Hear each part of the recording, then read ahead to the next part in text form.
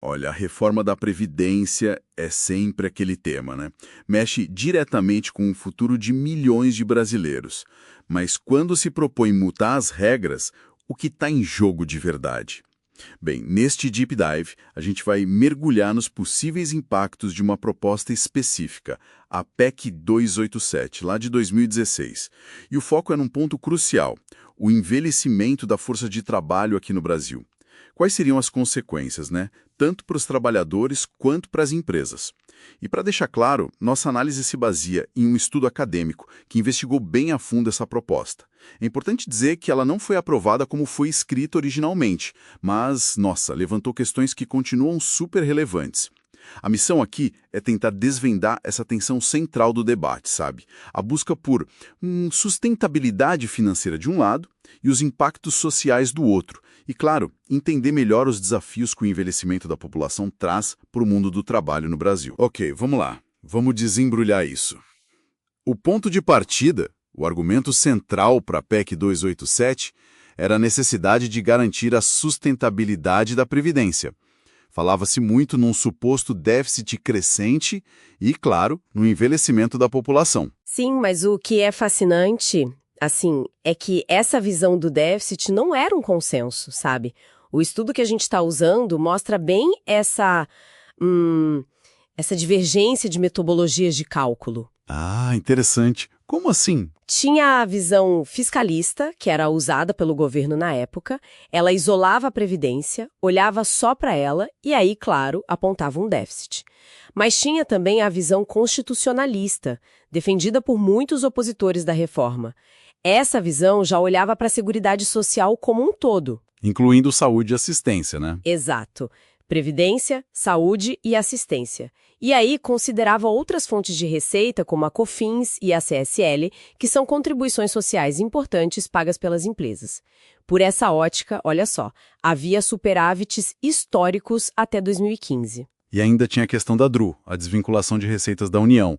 Certo, isso aí entrava na conta também? Entrava na discussão, com certeza. A DR permite ao governo pegar uma parte das receitas da Seguridade e usar para outras finalidades, né? E os críticos diziam que isso acabava ajudando a construir essa narrativa de déficit focado só na Previdência. Entendi. E sobre o envelhecimento, bom, ele é real, a expectativa de vida está aumentando, a taxa de fecundidade caiu, isso é fato. Mas os críticos da reforma argumentavam que a solução não podia ser só endurecer as regras. Eles defendiam que era preciso também investir em projetos de desenvolvimento que gerassem emprego formal e, consequentemente, mais receita para o sistema todo. Faz sentido essa outra perspectiva. E diante desse cenário todo, o que exatamente a PEC 287 propunha de mais, impactante? Lembra que uma mudança-chave era o fim da aposentadoria só por tempo de contribuição, né? Exigindo idade mínima. Isso, essa era uma das grandes mudanças. Exigia uma idade mínima, que começou em 65 anos para homens e mulheres, depois foi ajustada para 62 para mulheres na tramitação, e isso combinado com o aumento do tempo mínimo de contribuição, que inicialmente foi de 15 para 25 anos. Nossa, 25 anos era bastante. Era, embora depois tenha recuado para 15 anos de novo, numa emenda aglutinativa. Mas a combinação dessas coisas levava direto a um ponto nevrálgico. As pessoas teriam, sim, que trabalhar por muito mais tempo. A lógica apresentada era meio, você vai viver mais, então tem que trabalhar mais. Só que aí, né, a gente esbarra naquele paradoxo da empregabilidade que o estudo aponta. Não adianta só exigir que a pessoa trabalhe mais se o mercado não absorve. Mostravam isso antes mesmo da reforma ser discutida a fundo, um aumento no desemprego entre pessoas com 40 anos ou mais. Sério, já existia essa tendência. Sim. E a PEC, como estava proposta, poderia agravar muito isso. Por quê? Porque ela forçaria trabalhadores mais velhos a permanecerem ativos, justamente num momento em que o mercado já demonstrava uma dificuldade maior em manter ou reintegrar esses profissionais no emprego formal. O risco real era empurrar muita gente para a informalidade ou para a chamada pejotização. Sim, virar PJ para prestar serviço, muitas vezes sem as garantias, né? Exatamente. Mesmo essas pessoas precisando continuar contribuindo para a Previdência para um dia se aposentar. E o estudo ressalta muito a falta de políticas públicas para apoiar a empregabilidade desse grupo. Ficava um vácuo aí. A proposta era considerar a média de todas as contribuições, sem descartar as menores, como era antes, e o valor inicial do benefício seria um percentual mais baixo, tipo 60% ou 70% dessa média. Para chegar a 100%, a pessoa precisaria contribuir por, pasme, 40 anos. 40 anos. É uma vida inteira. Pois é. E isso somado a mudanças também nas regras de pensão por morte e no BPC-Loas, aquele benefício para idosos e pessoas com deficiência de baixa renda. O impacto no valor final que as pessoas receberiam seria enorme para muita gente. Ok, um cenário bem complicado para o lado do trabalhador. E para as empresas?